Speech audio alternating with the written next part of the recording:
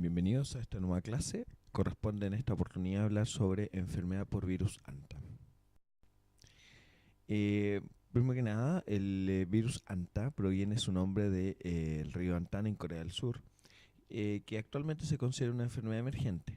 Como ustedes pueden ver, el virus Anta es una especie de virus. La verdad no es un virus, son un grupo de virus que generan enfermedad alrededor de todo el mundo, pero que se diferencian principalmente porque el cuadro clínico es muy distinto en donde lo producen.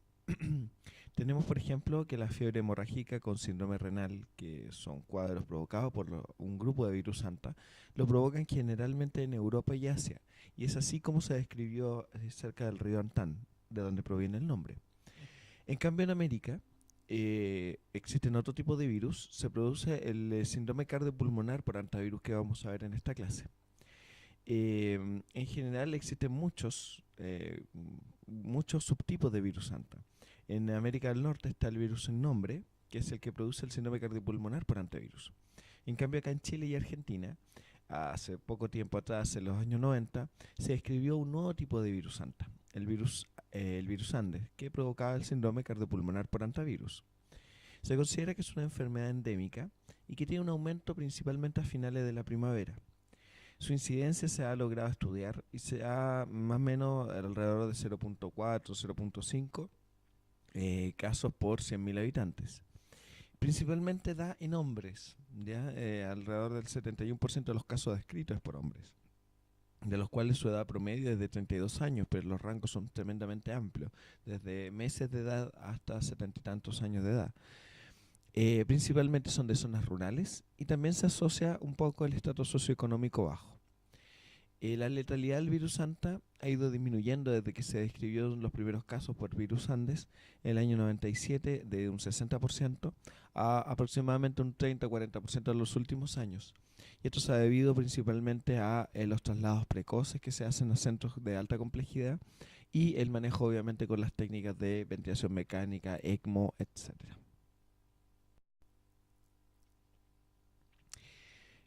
Bueno, este virus, el virus Andes, se encuentra en su reservorio natural, que es el ratón colilargo o de cola larga, que está distribuido en casi todo Chile, principalmente desde el sur del desierto de Atacama hasta la región de Aysén o la región de Magallanes, cercana a esa zona. Em, Esto genera que los cuadros de infección sean principalmente de esas zonas. En orden decreciente, las mayores incidencias de infección ha sido en la región de Aysén, la región de los lagos, la Araucanía y Biobío, pero se han descrito casos en Santiago y se han descrito casos también en la región de Valparaíso, solamente por dar ejemplo. Por lo tanto, uno de los factores de riesgo que uno tiene que tener claro es dónde pudo haberse infectado esta persona, si ha viajado a esa zona o si proviene de dichas zonas. Con respecto a la fisiopatología, es importante destacar que existe una importante relación con la respuesta inmune del hospedero. Y esto es lo que más o menos hace relación con que los casos más graves sean en general en pacientes hombres jóvenes, que en general tienen una respuesta inmune un poco más agresiva, por decirlo de alguna forma sencilla. Cuando se produce una infección, se produce una activación de citoquina y otros mediadores que se liberan al torrente sanguíneo. Y esto en general produce una activación del endotelio, y también un daño en el endotelio vascular, tanto de la membrana del alvéolo capilar como del territorio vascular, en general también del corazón, del miocardio y algunos otros órganos, ¿ya? Eso genera que estas células del endotelio, que son las células que recubren los tejidos vasculares, se van, por decirlo en una forma sencilla, separando entre sí, y eso genera un gran aumento de la permeabilidad vascular. Todo el torrente o el intravascular, el líquido intravascular puede pasar al extravascular. Y eso genera, en general, cuando es a nivel pulmonar, edema a nivel pulmonar, y obviamente genera un shock, falla cardíaca y shock, y por lo tanto la muerte del paciente.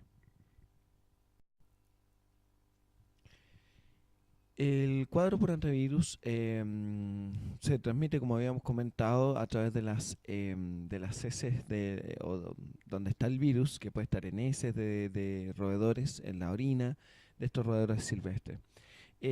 Por lo tanto, se pueden considerar Factores de riesgo, algunas de las actividades que se nombran acá en la diapositiva. Por ejemplo, internarse en bosques o vivir en zona rural, principalmente el manipular leña. Por ejemplo, también se ha descrito la observación, cuando alguien ve una observación elevada de roedores, no solamente ver un ratón, sino que ver varios roedores o tener contacto con deposiciones de orina de algún roedor silvestre. Y también es factor de riesgo entrar a algún recinto cerrado, por ejemplo, una casa deshabitada o bodega. Y es el típico cuadro de los jóvenes que van a acampar o que arrendan una cabaña que ha estado deshabitada por bastante tiempo en zonas de riesgo, principalmente en la región de Aysén.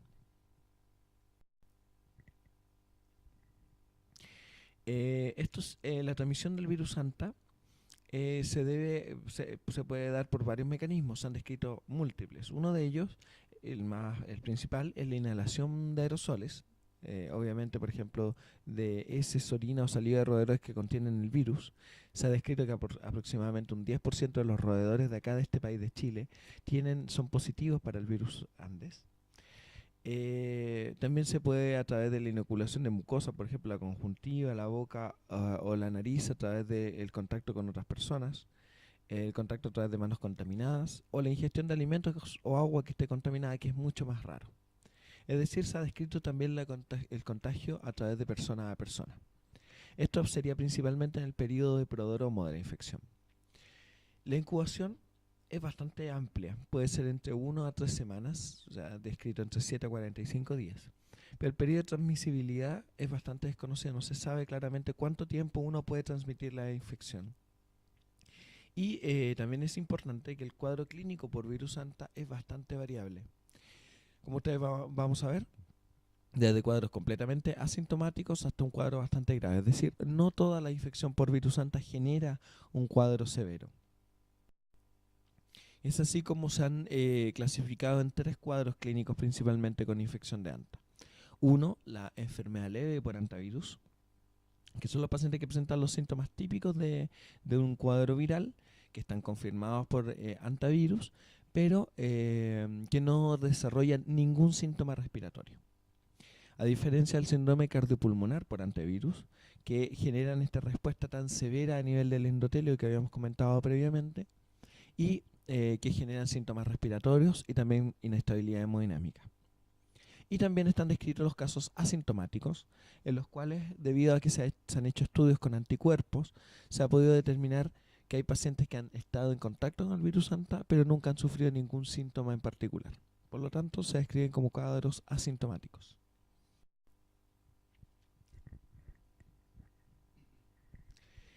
El síndrome cardiopulmonar por antivirus, que es el más grave y el que nosotros tenemos que estar muy atentos a poder diagnosticar en forma precoz, tiene distintas fases, tiene 3 fases. La fase prodrómica, que es la fase que tiene los síntomas en general como un cuadro viral, como una gripe, etc.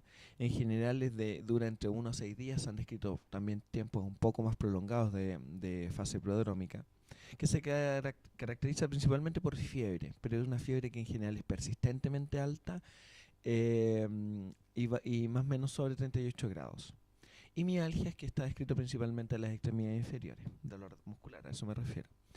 Y puede estar o no acompañada de otros síntomas como síntomas gastrointestinales, principalmente vómitos. Otros síntomas, dolor de cabeza, diarrea, lumbago, dolor articular, compromiso de estado general, un poco de tos seca, inyección conjuntival, mareos, petequias, odinofagia y hasta se ha descrito visión borrosa. En cambio, la fase cardiopulmonar es la fase en la cual los pacientes empiezan a tener síntomas respiratorios francos con alteración hemodinámica. Pueden tener disnea, tos, que es bastante más intensa, y eso se asocia a hipotensión arterial. Esto progresa muy rápidamente a una insuficiencia respiratoria, a edema pulmonar agudo y shock. En general esto transcurre en transcurso de horas, y también, al igual como se presenta, también se resuelve si una vez que uno inicia el tratamiento, el paciente también puede recuperarse en forma rápida. También se han descrito algunos síntomas hemorragíparos como se habían descrito con otros virus Anta, pero son de menor grado, como hematuria, un púrpura petequial, alguna hemorragia en los sitios de punción. Algunos pacientes presentan alteraciones de la función renal y algunos han requerido hemodiálisis. Y también puede haber compromiso neurológico, incluso simulando una meningitis aséptica. Pueden haber trastornos visuales, hipoacusia sensorio-neural, bradipsiquia y miopatía. La fase de convalecencia, la fase de recuperación de los pacientes, es de duración variable. En general, como había comentado previamente, la fase de convalecencia es una fase, en general, donde los pacientes empiezan a recuperarse bastante más rápidamente de lo que uno esperaría para un cuadro de shock tan severo. Pero en general los pacientes es así, se enferman muy rápido, caen en un cuadro bastante severo que tiene que ser tratado en forma precoz y luego, una vez que están tratados, se mejoran bastante rápido también. Con respecto a los estudios de laboratorio, hay que recordar que esto varía obviamente de acuerdo a la fase. Como nos interesa poder diagnosticar a los pacientes en la fase prodrómica, es decir, antes de que inicien los síntomas cardiopulmonares severos, hay que buscar exámenes que nos orienten a ello. Y el examen que está validado como el examen más sensible y el más específico de virus, de infección por virus anta es el hemograma. El hemograma tenemos que pedírselo a todo paciente con los factores de riesgo que habíamos mencionado y que eventualmente tengan los síntomas compatibles. Este hemograma presenta, en general, en forma bastante típica, trombocitopenia, es decir, caída de las plaquetas bajo 150.000, elevación de los glóbulos blancos, una leucocitosis mayor de 12.000 con desviación izquierda, que puede estar asociada incluso a una reacción leucemoide, es decir, sobre 50.000 glóbulos blancos, aparición de de monoblastos, que son linfocitos atípicos mayor de un 10%, incluso puede ser hasta el 45%. Y otro signo importante es la hemoconcentración, es decir, la elevación del hematocrito. ¿Ya? Un hematocrito mayor de 50 es signo de hemoconcentración. La VHS puede estar normal o un poco aumentada. Esto es tremendamente importante recordar porque, como habíamos dicho, es un examen que nos permite pesquisar a la mayoría de los pacientes que tienen una fase prodrómica que están infectados con virus anta. La fase cardiopulmonar, en cambio, obviamente se suman todos los trastornos sistémicos, aumento del tiempo de protrombina, la caída del tiempo del TTPK, la CK total, el LDH, la función renal, obviamente, las transaminasas, también la semia aumentada y también hay hiponatremia. Todos estos exámenes se deben pedir, pero ya la idea no es pesquisarlo en la fase cardiopulmonar, sino en la fase prodrómica. Con respecto a las técnicas de confirmación, nosotros tenemos distintos tipos de exámenes. Tenemos, por ejemplo, a nivel de serología, tenemos los anticuerpos IgM e IgG que son específicos contra virus anta, y estos se realizan en el Instituto de Salud Pública, la Pontificia Universidad Católica y en la Universidad Austral de Valdivia. En general están positivos a partir del segundo día de la aparición de los síntomas, por lo tanto son bastante precoces y uno pudiese tomar y confirmar bastante rápido la infección por virus anta. Existen otros estudios como la transcripción reversa acoplada a la reacción de polimerasa en cadena. ¿Ya? Este nombre tan largo es para pesquisar el material genético viral en células infectadas y en general se realiza solamente en el Instituto de Salud Pública y se utiliza cuando no hemos podido tener serología o no hemos podido realizar el estudio de serología. Otro estudio, por ejemplo, la inmunohistoquímica, lamentablemente no está disponible en nuestro país. También existen estudios para los pacientes que han fallecido a través de autopsia, de necropsia, y existen algunas nuevas técnicas de diagnóstico rápido que lamentablemente no han sido validadas por el Instituto de Salud Pública. Con respecto a la imagenología, como obviamente nosotros tenemos pacientes con un síndrome cardiorrespiratorio, es decir, los síntomas respiratorios son bastante marcados en estos pacientes, es importante poder tomar una imagen, una radiografía de tórax. Pero hay que recordar ciertos puntos. Uno, en la fase prodrómica, los pacientes en general no tienen mucha alteración o la alteración es bastante inespecífica. Por lo tanto, incluso hasta puede ser tardía. Ahora, si existe la duda con respecto al paciente, esta radiografía se puede repetir a las 24 horas o, si es que hay un deterioro mayor, tomarlo antes. Y en cambio, en la fase cardiopulmonar, la imagen ya es bastante más categórica, donde hay edema intersticial bilateral, que puede ser desde leve a moderado. En general corresponde a un edema pulmonar no cardiogénico, es decir, que la silueta cardíaca está conservada, y eso es importante porque se debe diferenciar de la insuficiencia cardíaca. existen líneas B de Kerley, que son las típicas de insuficiencia cardíaca. Edema alveolar también cuando ya está en cuadros mucho más severos. Y en algunos casos se ha descrito derrame pleural. Aquí tenemos dos radiografías. La primera, la de arriba a la izquierda, podemos ver un infiltrado intersticial inespecífico que no es tan leve, pero sí es bastante específico. Esto podría corresponder a una infección por micoplasma o algún otro tipo de cuadro infeccioso. Si tuviera una silueta cardíaca un poco aumentada, podría ser un cuadro de insuficiencia cardíaca bastante inicial. En cambio, ustedes ven en la radiografía siguiente cómo este edema pulmonar ha ido en aumento, bastante más progresivo, con signos prácticamente de distrés respiratorio, con una silueta cardíaca conservada. Hay que recordar que esto se da en pacientes jóvenes, por lo tanto es bastante poco frecuente ver síntomas respiratorios de tipo cardíaco en gente joven, a menos que tenga una miocardiopatía o algún otro cuadro cardíaco que lo haya descompensado. Por lo tanto, se definen como casos sospechosos aquellos pacientes que tienen el cuadro clínico característico, es decir, fiebre sobre 38, mialgia, cefalea, que puede estar asociado o no a síntomas gastrointestinales, que tengan una radiografía de tórax con este infiltrado que habíamos comentado, intersticial o unilateral o bilateral, o si no tiene la radiografía compatible, un hemograma con los signos típicos que habíamos comentado. Pero lo más importante, tiene que tener algún antecedente, alguna situación de riesgo. Por ejemplo, la exposición en alguna zona rural o posiblemente exposición a roedores silvestres. También se considera sospechoso de síndrome cardiopulmonar aquella persona que ha presentado un cuadro de distrés respiratorio y que no tenemos una causa clara, en gente en general sana. O en pacientes que ya han fallecido lamentablemente de un edema pulmonar no cardiogénico y cuya causa no ha sido identificable por laboratorio. Estos son casos sospechosos.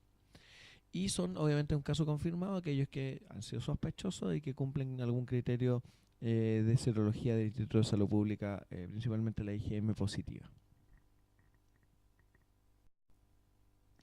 ¿Cuáles son los diagnósticos diferenciales? Bueno, cuando va a depender de la etapa. Si es que está en la fase prodrómica, los pacientes son muy similares a cualquier otro síndrome viral inespecífico, como una gripe, incluso un resfrío inicial un poquito más agresivo, una infección por un enterovirus, etc. Es decir, otros estados virales bastante inespecíficos. O en algunos casos cuadros febriles, porque hay que recordar que puede durar de 1 a 6 días el prodromo, pero también puede ser un poquito más prolongado, un síndrome febril sin un foco evidente. Cuando ya pasa la fase cardiopulmonar, se amplían los diagnósticos, principalmente los diagnósticos que están asociados a cuadros de sepsis. Dentro de ellos tenemos la neumonía, que puede ser una neumonía atípica grave, por ejemplo por micoplasma, por clamidia, por legionela, o también por influenza. La insuficiencia cardíaca, en todo su contexto, en pacientes que son un poco más dañosos, en pacientes jóvenes con miocardiopatía. Los cuadros de abdomen agudo, en algunos casos, por el dolor abdominal tan intenso que pueden presentar estos pacientes. La leptospirosis, otros cuadros de infecciones como pielonefritis aguda, fiebre tifoidea, la riquezia, la citacosis, triquinosis también, algunas meningococcemias. Bueno, es decir, cualquier otro cuadro de sepsis que en general son difíciles de diagnosticar, por eso se confunden un poco más con esto. Con respecto al tratamiento, debemos recordar que ante la sospecha de un paciente que tiene síndrome cardiopulmonar por antivirus que hemos pesquisado en la fase prodrómica, nuestra prioridad es tratar de estabilizar a este paciente para gestionar el traslado inmediato a un centro de alta complejidad. Esa es nuestra labor, estemos donde estemos en cualquier parte del país. A todo paciente debe ser monitorizado y administración de oxígeno para obtener una saturación mayor del 90%. Idealmente se debe tener una monitorización completa, idealmente invasiva, pero inicialmente una presión arterial continua y saturación de oxígeno. En estos pacientes, como rápidamente progresan con deterioro respiratorio, uno debe definir si es que lo va a intubar o no, es decir, si es que va a requerir ventilación mecánica invasiva o no invasiva. Se preconiza iniciar un tratamiento con ventilación mecánica no invasiva, inicialmente, y si es que el paciente no mejora, y eso uno tiene que tomar un plazo de aproximadamente 2 horas, realizar la intubación y realizar ventilación mecánica invasiva. Para los criterios de ventilación mecánica, para intubar al paciente, En este caso, tenemos que cumplir al menos dos de los siguientes. Por ejemplo, paciente que tiene un aumento del trabajo respiratorio, que se define con frecuencia respiratoria mayor de 35 por minuto, uso de musculatura accesoria. O hipoxemia refractaria, es decir, aquellos pacientes que han tenido saturación constantemente menor a 90 a pesar de que le estamos administrando oxígeno. O que tengan una PAFI menor de 200 con una radiografía que es compatible con un síndrome de distrés respiratorio agudo. Es decir, esta radiografía casi blanca, estos pulmones prácticamente blancos.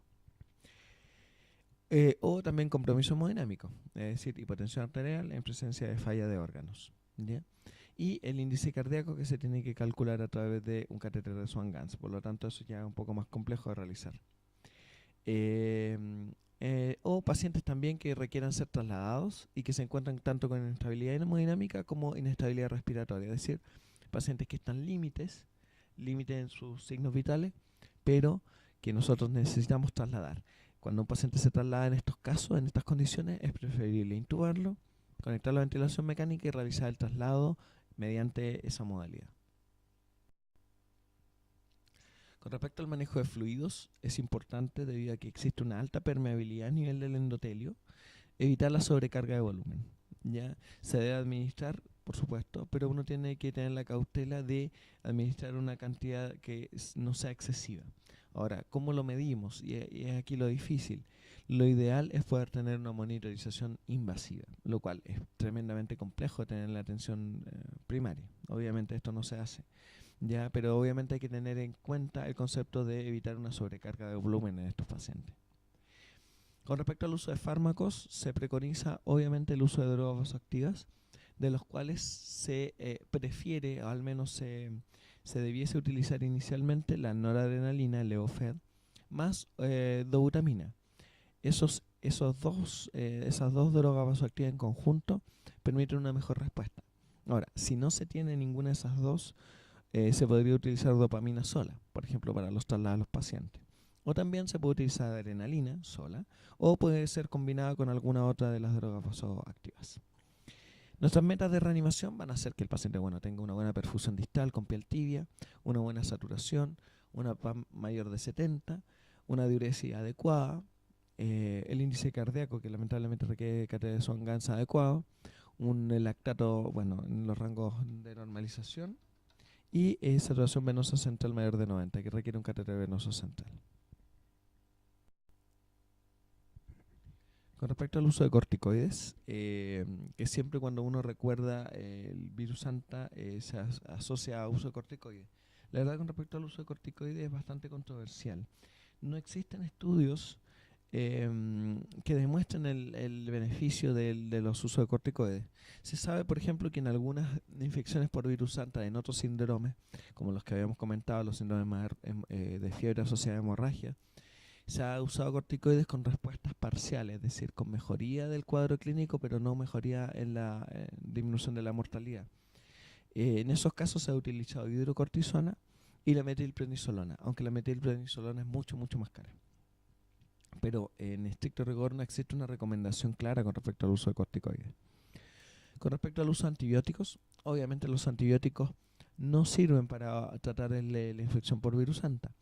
Pero, dado que los diagnósticos diferenciales en los casos que tienen una fase cardiopulmonar son infecciones severas, por ejemplo una neumonía severa o una sepsis severa de algún otro foco, se recomienda iniciar la terapia también con cefalosporina de tercera generación, como ceftriaxona y levofloxacino endovenoso. También puede ser un macrólido. Estos antibióticos solamente se suspenderán si es que uno obviamente confirma el síndrome cardiopulmonar por antivirus y además descarta la presencia de bacterias patógenas. ¿Ya? Por lo tanto, uno debe iniciar tratamiento antibiótico en estos casos. Todos estos pacientes que son sospechosos de infección por antivirus deben ser notificados. Recuerden que son infecciones de notificación obligatoria, por lo tanto tienen que ser enviadas a través del formulario correspondiente. El traslado, habíamos comentado que nuestra prioridad es tratar de realizar todo lo posible para estabilizar al paciente. Todo traslado de estos pacientes es de alto riesgo, ¿ya? Incluso el traslado al paciente dentro de una misma institución se considera de alto riesgo. Pero hay que tener la precaución de realizarlo en forma precoz. Como vemos acá en esta lista, La idea y el objetivo es tratar de darle mayor seguridad al paciente. Dentro de las cosas que optimizan el manejo del paciente, ya lo había comentado, una es la precocidad del traslado, que esté con personal capacitado para dicho traslado. Hay que recordar que son pacientes complejos, que van con ventilación mecánica o que puedan requerir ventilación mecánica en e intubación durante el traslado. Lo cual lo ideal es hacerlo antes de iniciar el traslado. Lo ideal es poder realizarlo hacia una unidad de cuidado intensivo que tenga ventilación mecánica, monitoreo hemodinámico completo, invasivo, y también obviamente todo el manejo avanzado de la insuficiencia respiratoria, es decir, idealmente que tenga incluso máquinas de ECMO. Y obviamente también influye la coordinación con el centro asistencial que lo va a recibir. Obviamente, y también está definido como factor involucrado en la seguridad, la estabilización hemodinámica, que idealmente debe hacerse antes del traslado, a menos que el paciente esté tremendamente inestable y requiera sí un traslado urgente. Se puede hacer el traslado, se puede ir intentando la estabilización durante dicho traslado. Bueno, eso sería todo. En esta clase hay bastante otras cosas más complejas como el ECMO, la ventilación mecánica específica para estos pacientes, pero que obviamente se van fuera del contexto de lo que estamos viendo para atención primaria. Bueno, eso, muchas gracias.